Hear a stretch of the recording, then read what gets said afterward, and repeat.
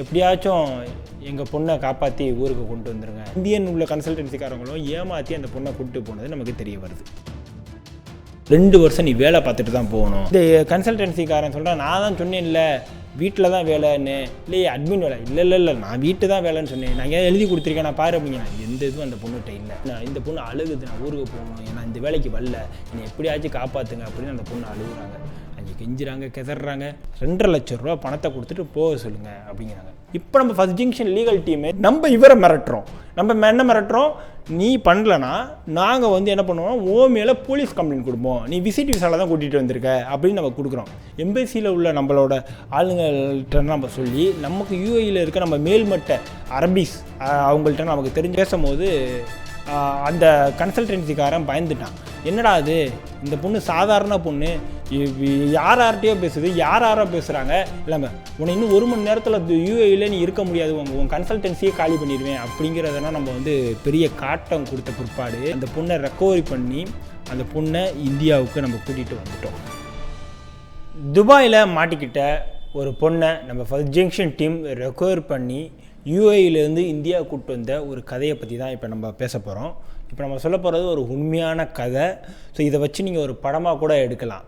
But இது எதுக்காக இந்த வீடியோ அப்படின்னு பார்த்தீங்கன்னா, நிறையா பேருக்கிட்ட நான் விழிப்புணர்வு இல்லை, குறிப்பாக இப்போ இன்றைக்கி இருக்க படித்தவங்கள்ட்ட கூட அந்த விழிப்புணர்வு இல்லை அப்படிங்கிறதுக்காக தான் இந்த வீடியோ. நான் உங்களோட சாம் ரியாஸ். வாங்க வீடியோக்குள்ளே போகலாம். என்ன யூஏயில் நடந்துச்சு, எப்படி அந்த பொண்ணை மீட்டு கொண்டு வந்தோங்கிறத பற்றி ஃபுல்லாக டீட்டெயிலாக பார்ப்போம். ஒரு வாரத்துக்கு முன்னாடி எனக்கு ஒரு கால் நைட்டு 3 மணிக்கு வருது.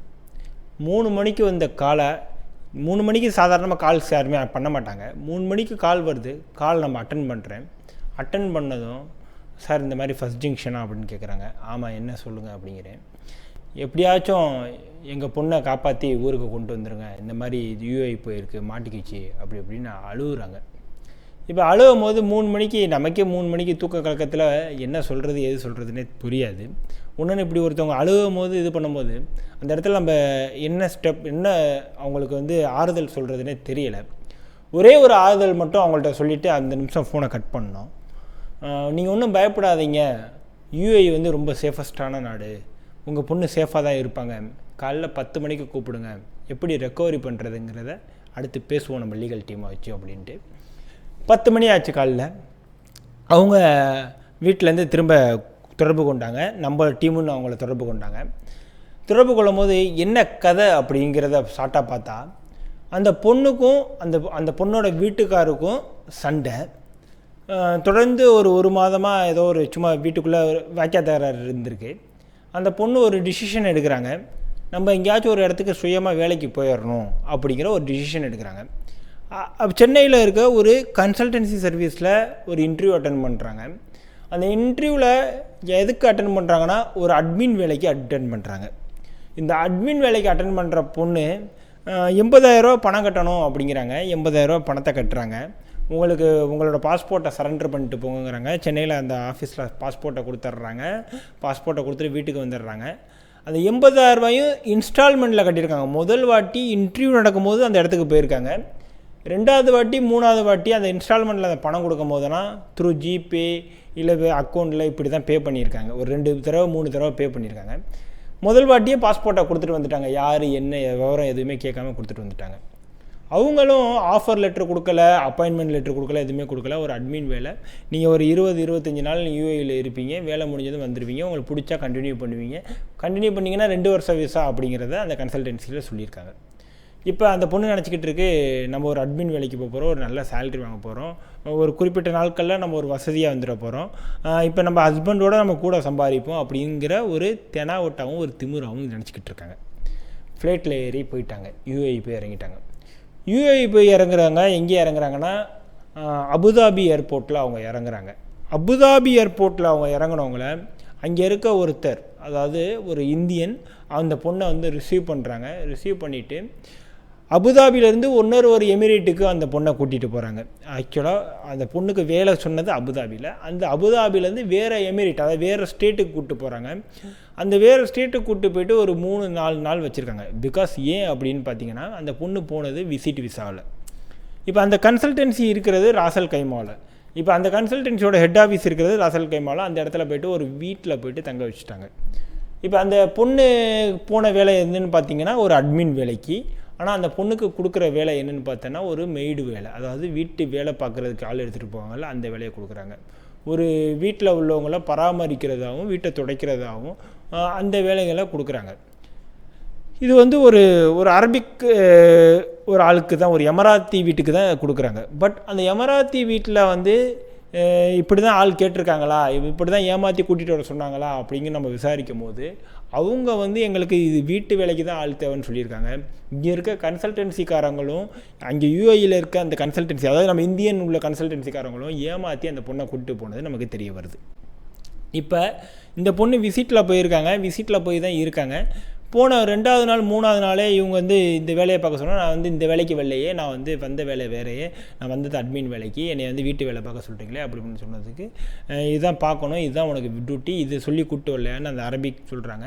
இந்த பொண்ணுக்கு லாங்குவேஜ் புரியலை, இந்த பொண்ணுக்கு இங்கிலீஷும் தெரியலை. இதுதான் இங்கே கூத்து. நம்ம ஊரில் உள்ள பெரிய ஒரு விஷயம் என்னென்னா, நம்ம படிச்சிருக்கோம், பிஏ படிச்சிருக்கோம், எம்பிஏ படிச்சிருக்கோம், எம்எஸ்சி படிச்சிருக்கோம் அப்படின்னா சொல்கிறோம். ஆனால் நம்மள்ட்ட வந்து கம்யூனிகேஷன் ஸ்கில்லு வந்து சரியாக இல்லை. அப்போ நமக்கு இங்கிலீஷும் பேச முடியலை, நம்மளோட அந்த நம்ம என்ன சொல்ல வரோமோ அந்த கம்யூனிகேட் பண்ண முடியலை, அந்த விஷயத்தை கன்வே பண்ண முடியலைங்கும் போது அந்த பொண்ணு தடுமாறுறாங்க. அந்த பொண்ணுக்கு தெரிஞ்ச ஓரளவு படிச்சிருக்கிறதுனால பிஏ ஏதோ படிச்சிருக்காங்க, ஏதோ தெரிஞ்ச இங்கிலீஷில் தத்தா புத்தான்னு ஏதோ கன்வே பண்ணுறாங்க. ஸோ அந்த கன்வே பண்ணுறாங்க. ஆனால் எதுக்கே இருக்க பார்ட்டிக்கு ஒன்லி அரபிக் தெரியுது, இல்லை ஹிந்தி தெரியுது. இவங்களுக்கு இந்த பொண்ணு பேசுகிற லாங்குவேஜ் புரியலை. இந்த பொண்ணு இங்கிலீஷே தப்பாக பேசினா கூட அந்த அவங்க எதுக்கே உள்ளவங்களுக்கு புரியலை. இது ஒரு பெரிய ஒரு தடுமாற்றமாக ஆகுது. அந்த பொண்ணுக்கு என்ன பண்ணுறது ஏது பண்ணுறதுன்னு புரியலை. இப்போ இந்த இடத்துல அந்த பொண்ணு அவங்க குடும்பத்தில் உள்ளவங்களை தொடர்பு கொண்டு அழுகுறாங்க. இப்போ நான் பொதுவாகவே ஒரு ஊரில் போய்ட்டு நம்ம ஊருக்காரவங்களுக்கு ஃபோன் பண்ணி அழுதா என்ன ஆகும், ஐயோ என் பொண்ணு போய் மாட்டிக்கிச்சோ தடுமாறிச்சோ என்ன எப்படி திரும்ப கொண்டு வர்றதுங்கிற ஒரு தடுமாற்றம் இருக்கும். இப்போ அந்த பொண்ணு அழுகும் போது அதாவது அந்த வீட்டில் இருக்க வைஃபையில் கனெக்ட் பண்ணி இந்த பொண்ணு அழுகுறாங்க. இந்த பொண்ணு கையில் யூஏ சிம்மு இல்லை, இந்த பொண்ணோட பாஸ்போர்ட்டும் இல்லை, அந்த கன்சல்டன்சிக்காரவங்க வாங்கிட்டாங்க. இப்போ தடுமாறுறாங்க. இந்த கட்டத்தில் தான் நமக்கு அந்த 3 மணிக்கு அந்த கால் பண்ணியிருக்காங்க. இப்போ இந்த விஷயத்தை எல்லாத்தையும் அந்த வீட்டுக்காரவங்கள்ட்ட கேட்கும்போது அவங்கள்ட்ட எந்த கன்சல்டன்சி மூலியமாக போனாங்க, எங்கே இன்டர்வியூ அட்டன் பண்ணாங்க, எப்படி பணம் கொடுத்தீங்க, எந்த மோடில் பேமெண்ட் பண்ணீங்க, இப்படி கேட்கும்போது அவங்க வீட்டு ஆளுங்களுக்கு ஒரு தகவலும் தெரியலை. எல்லாமே என் பொண்ணு பண்ணுச்சு அப்படிங்கிறாங்க. உங்கள்கிட்ட என்ன தாங்க தகவல் இருக்குது அப்படிங்கும்போது வீட்டு அலமாரியில் அந்த பொண்ணோட பாஸ்போர்ட்டோட ஜெராக்ஸ் இருக்குது அப்படிங்கிறாங்க. சரி, அந்த ஜெராக்ஸ் ஆச்சும் கொடுங்க அப்படிங்கிற நம்ம ஜெராக்ஸை வச்சு நம்ம வந்து யூஏயில் உள்ள முக்கியமான தரப்பான ஆட்கள்கிட்ட கேட்கும் போது இந்த பொண்ணு வந்து எந்த எம்ப்ளாய்மெண்ட் விசாலையும் போல் விசிட் விசாவில் 60 நாள் விசிட் விசாவில் தான் போயிருக்குங்கிற தகவல் நமக்கு தெரிய வருது. சரி, அந்த பொண்ணோட நம்பர் கொடுங்கும் போது பொண்ணுகிட்ட யூஏ சிம் இல்லை. சரி, எப்படியாச்சும் வைஃபையில் அந்த பொண்ணு கனெக்ட் ஆகி உங்கள்கிட்ட பேசுவாங்கல்ல, பேசும்போது எங்களோட நம்பரை கொடுத்து எங்கள்கிட்ட பேச சொல்லுங்கள்.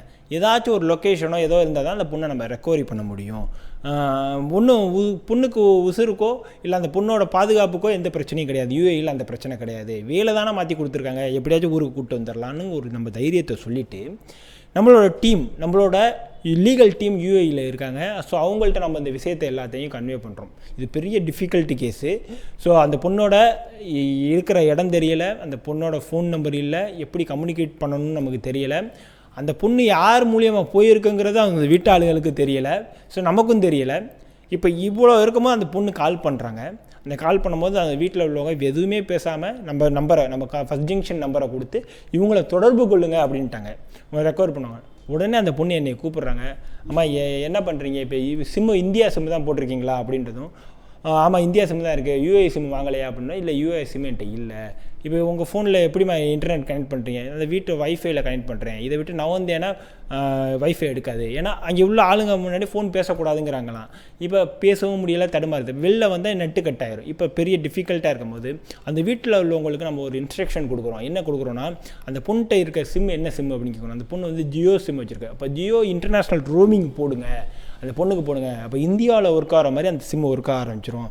அப்போ அந்த பொண்ணுக்கும் நமக்கும் ஒரு கம்யூனிகேஷன், ஒரு லிங்க் கிடைக்கும் அப்படிங்கிற நம்ம ஒரு ஐடியா கொடுக்குறோம். அதே மாதிரி 3000 ரூபாய் நம்ம ஒரு சம்திங் அந்த அமௌண்ட்டுக்கு இன்டர்நேஷ்னல் ரோமிங் அவங்க வீட்டுக்காரவங்க போடுறாங்க. இப்போ போட்டதும் அந்த பொண்ணுக்கு நமக்கு ஒரு கம்யூனிகேஷன் கிடைக்கிது. அதில் ஒரு 5 ஜிபியோ 6 ஜிபியோ இன்டர்நெட் இருக்கிறதுனால அந்த லொக்கேஷனில் இருந்தே நமக்கு வந்து அந்த லொக்கேஷனை ஷேர் பண்ணுமா அப்படின்னு ஃபஸ்ட்டு நம்ம சொல்கிறோம். லொக்கேஷன் ஷேர் பண்ணதும் அந்த பொண்ணு எங்கே இருக்குங்கிறத நம்ம மானிட்டரிங் பண்ண நம்ம டீம் ஆரம்பிச்சிட்டாங்க. இந்த விஷயத்தை நம்ம யூஏ டீம்கிட்ட சொல்கிறோம். யூஏ டீம் என்ன பண்ணுறாங்கன்னா, லீகலாக என்னென்ன வேலைகள் செய்யணும் அப்படி செஞ்சுக்கிட்டு இருக்க இந்த கேப்பில் அந்த எமராத்தி வீட்டில் என்ன பண்ணிட்டாங்கன்னா, அந்த பொண்ணுக்கு மெடிக்கல் அந்த பொண்ணை எம்ப்ளாய்மெண்ட் விசாவுக்கு மாற்றக்கூடிய ப்ராசஸ் எல்லாத்தையும் செஞ்சுட்டாங்க. இப்போ ஒரு 2-3 நாளாக ஆச்சு. இந்த 3 நாளில் அந்த பொண்ணு வந்து எம்ப்ளாய்மெண்ட் விசாவுக்குள்ளே மெடிக்கல் கொடுத்துருச்சு, சைன் பண்ணிருச்சு, எல்லாமே பண்ணிருச்சு. ஆனால் ஒன்றுமே புரியலை. அந்த பொண்ணுக்கு எதுவுமே புரியலை, ஆனால் சைன் பண்ணி கொடுத்துருச்சு. மெடிக்கல் பண்ணிட்டாங்க, பிளட் எடுத்துட்டாங்க, மெடிக்கல் டெஸ்ட் எல்லாமே முடிச்சிட்டாங்க.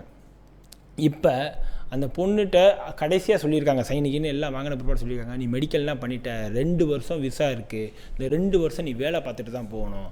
அப்படின்னா இந்த பொண்ணு அழுகுது, நான் ஊருக்கு போகணும், ஏன்னா இந்த வேலைக்கு வரல, என்னை எப்படியாச்சும் காப்பாற்றுங்க அப்படின்னு அந்த பொண்ணு அழுகுறாங்க. அங்கே கெஞ்சுறாங்க, கிதறாங்க, நம்மள்ட்டையும் அழுகுறாங்க. இப்போ என்னென்னா அந்த சொல்கிறாங்க, நீ இப்போ இது வந்து நாங்கள் எங்கள் மேலே தப்பு கிடையாது, நாங்கள் வந்து இந்த வீட்டு வேலைக்கு தான் ஆள் கேட்டோம் அப்படின்னு அந்த அரபிக் வீட்டில் சொல்ல, இந்த கன்சல்டன்சிக்காரன் சொல்கிறேன், நான் தான் சொன்னேன்ல வீட்டில் தான் வேலைன்னு, இல்லையே அட்மின் வேலை, இல்லை நான் வீட்டு தான் வேலைன்னு சொன்னேன், நான் ஏன் எழுதி கொடுத்துருக்கேன், நான் பாரு அப்படிங்க, நான் எந்த இதுவும் அந்த பொண்ணுகிட்ட இல்லை, தடுமாறுறாங்க. இப்போ நம்மள்ட்ட இந்த விஷயத்த சொல்லும் போது நம்ம என்ன பண்ணுறோம், அதுக்குள்ளே டீமில் உள்ளவங்கள்ட்டனா நம்ம பேசி இது பண்ணி எல்லாம் சரி கட்ட பார்க்குறோம். இப்போ அந்த கன்சல்டன்சிக்காரவங்க நம்பரை வாங்கி நம்ம பேசும்போது சொல்கிறாங்க, 2.5 லட்ச ரூபா பணத்தை கொடுத்துட்டு போக சொல்லுங்கள், 2.5 லட்ச ரூபா பணத்தை கொடுத்துட்டு போக சொல்லுங்கள் அப்படிங்கிறாங்க. 2.5 லட்ச ரூபா பணமா? ஏற்கனவே ஊரில் வந்து ஒரு 80,000 ரூபா பணத்தை கட்டியிருக்காங்களே, இப்போ 2.5 லட்ச ரூபா பணம்னா அவங்களே பாவம் வசதி இல்லாதவங்க அப்படிங்கிறாங்க. அதனால் எனக்கு தெரியாதுங்க, 2.5 லட்ச ரூபா பணத்தை கொடுத்துட்டு போங்க அப்படிங்கிறாங்க. இந்த இடத்துல தான் நம்ம ஃபர்ஸ்ட் ஜங்ஷன் டீம் வந்து தெளிவாக வேலை பார்க்குறோம். ஸோ யூஏஇயில் ஒரு எம்ப்ளாய்மெண்ட்டில் போய் மாட்டிக்கிட்டிங்கன்னா நீங்கள் எந்த பணமும் கொடுக்க தேவையில்லை, நீங்கள் எந்த பிரச்சனையும் நீங்கள் வந்து எந்த பிரச்சனையுமே அவங்கள்ட்ட செய்ய தேவையில்லை. யார் உங்களை கூப்பிட்டு போனாலும் அவங்கள்ட்ட எந்த பிரச்சனையும் செய்ய தேவையில்லை. நம்ம போய்ட்டு ஒரு கம்ப்ளைண்ட்டை போட்டு விட்டுட்டு ஜம்முன்னு உட்காந்துக்கிட்டா யூஏஇ கவர்மெண்ட்டே உங்களை சேஃபாக ரெக்கவர் பண்ணி அனுப்பிடும். ஆனால் ஒரு விஷயம் என்னென்னா, நம்ம வந்து தெளிவாக அறிவாக சிந்திச்சு போகணும். இதெல்லாம் நமக்கு வந்து பெரிய தலைவலி. இது நம்ம ஏன் இப்படி மாட்டிக்கிட்டு அம்மா காப்பாற்று அப்பா காப்பாற்றுன்னு அழுவணும்? இதை வந்து தெளிவாக ஊரில் இந்த வேலைக்கு தான் போகிறேன், இதுக்கு தான் அக்ரிமெண்ட்டு, இது பாஸ்போர்ட்டை தரமாட்டேன் இப்படின்னா போட்டு போயிருக்கணும். இவன் பாஸ்போர்ட்டை பிடி வச்சுட்டு அந்த பொண்ணை மிரட்டுறான், இது பண்ணுறான், எல்லாம் பண்ணுறான். ஆனால் இதுக்கோ அந்த நாட்டுக்கோ இல்லை அந்த நாட்டில் உள்ள அரசாங்கத்துக்கோ அந்த வேலைக்கு எடுத்த அரபிக்கோ சம்மந்தம் கிடையாது. நடுவில் ஒரு கன்சல்டன்சிக்காரன், ஒரு தேர்ட் பார்ட்டிக்காரன் நடுவில் இது பண்ணுறான். இப்போ நம்ம ஃபர்ஸ்ட் ஜங்ஷன் லீகல் டீமே தெளிவாக பேசுது. இப்போ நம்ம லீகல் டீம் என்ன சொல்லுது, நீ வந்து அந்த பொண்ணை ஊருக்கு அனுப்பி வைக்கணும். ஊருக்கு அனுப்பி வைக்கல அப்படின்னா உங்களை நாங்கள் போலீஸ் கம்ப்ளைண்ட் பண்ணுவோம் அப்படின்னா அந்த பொண்ணை அவர் மிரட்டுறாரு, நம்ம இவரை மிரட்டுறோம். நம்ம என்ன மிரட்டுறோம், நீ பண்ணலன்னா நாங்கள் வந்து என்ன பண்ணுவோம், ஓ மேலே போலீஸ் கம்ப்ளைண்ட் கொடுப்போம், நீ விசிட் விசாவில் தான் கூட்டிகிட்டு வந்திருக்க அப்படின்னு நம்ம கொடுக்குறோம். இப்போ இந்த இடத்துல இப்போ நான் முதல்ல சொன்னேன்ல எம்ப்ளாய்மெண்ட் அந்த பொண்ணு போட்டுருச்சுன்னு, அந்த எம்ப்ளாய்மெண்ட் போட்டதை விஷயத்தை நமக்கு சொல்லலை. நான் ஒரு இடத்துல சைனு தான் சார் பண்ணேன், நான் ஒரு சைனு தான் சார் பண்ணேன்னு சொல்லுது. அப்போ எதுக்கு சைன் பண்ணிச்சுன்னா இந்த 2 நாளில் எம்ப்ளாய்மெண்ட் மாறி இருக்குது. இப்போ நம்ம என்ன சொல்கிறோம், அம்மா நீ விசிட்டில் தான் இருக்க, நீ வந்து கிளம்பி நேராக வந்துருமா, நீ வெளில வந்துடுமா, நீ வெளில வந்துட்டேன்னா விசிட்டில் தானே இருக்க, ஏதோ ஒரு சும்மா வெளில வர்ற மாதிரி வெளில ஒடியாந்து நேராக போய் இந்தியன் எம்பசி போயிருமா, இந்தியன் எம்பசி போயிட்டேன்னா உடனே ரெக்கவர் பண்ணிடுவாங்க அப்படின்னு நம்ம சொல்கிறோம். இப்போ இந்த இடத்துல என்ன ஆகுதுன்னா, இந்த பொண்ணு வெளில போகும்போது கேட்ச் பண்ணிட்டாங்க, அந்த வீட்டில் உள்ள வாட்ச்மேன் எல்லாமே கேட்ச் பண்ணிட்டாங்க இந்த பொண்ணை. இப்போ மாட்டிக்கிட்டு இந்த பொண்ணோட ஃபோனையும் பிடிக்கிட்டாங்க, இதையும் பண்ணிட்டாங்க. அப்புறம் நம்ம லீகல் டீம் என்ன பண்ணாங்கன்னா, யூஏஇயில் உள்ள அந்த கரஸ்பாண்டிங் அந்த போலீஸ்க்கு நம்ம கம்ப்ளைண்ட்ஸ் கொடுத்து, எம்பசிக்கு கம்ப்ளைண்ட்ஸ் கொடுத்து, எம்பசியில் உள்ள நம்மளோட ஆளுங்கள்கிட்ட நம்ம சொல்லி, நமக்கு யூஏஇயில் இருக்க நம்ம மேல்மட்ட அரபிஸ் அவங்கள்ட்ட நமக்கு தெரிஞ்ச இந்த லீகல் டீம் பார்க்குற அந்த அரபிக் கிட்ட நம்ம பேசி அவங்களோட வாஸ்தா எல்லாத்தையும் வச்சு அவங்க எல்லாம் பேசும்போது அந்த கன்சல்டன்சிக்காரன் பயந்துட்டான்.